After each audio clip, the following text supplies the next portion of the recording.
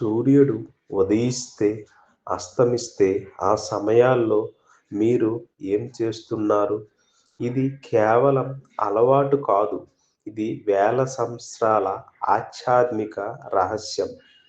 మన పెద్దలు ఎందుకు ఈ 2 సమయాలను పవిత్రంగా భావించారు? రోజులో 24 గంటలు ఉన్నా ఉదయం, సాయంత్రం మాత్రమే ఎందుకు ప్రత్యేకం? ఎందుకంటే ఆ సమయాల్లో ప్రకృతి మరియు మన శరీరం ఒకే రిథంలో ఉంటాయి. సూర్యోదయం కొత్త జీవితం మొదలయ్యే క్షణం. సూర్యుడు ఉదయించేటప్పుడు మన మెదడులో ఆలోచనలు ప్రశాంతంగా ఉంటాయి. శరీరంలో ఆక్సిజన్ స్థాయి ఎక్కువగా ఉంటుంది.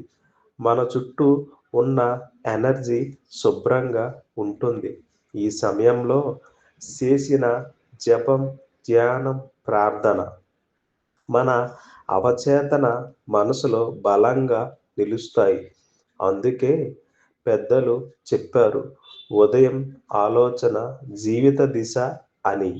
ఉదయం మీరు ఎలా ఆలోచిస్తారో రోజంతా అలా నడుస్తుంది.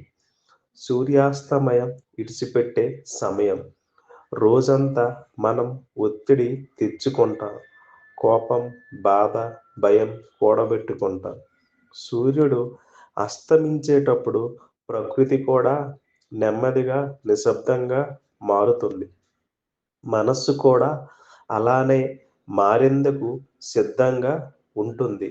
అందుకే దీపం వెలిగిస్తారు, కృతజ్ఞత చెబుతారు, మనలోని నెగెటివ్ ఎనర్జీని వదిలేస్తారు.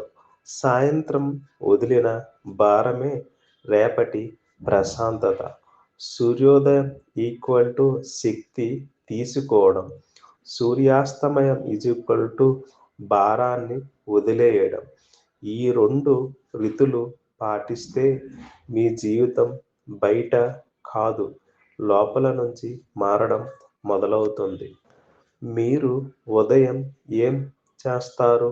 సాయంత్రం ఏం చేస్తారు?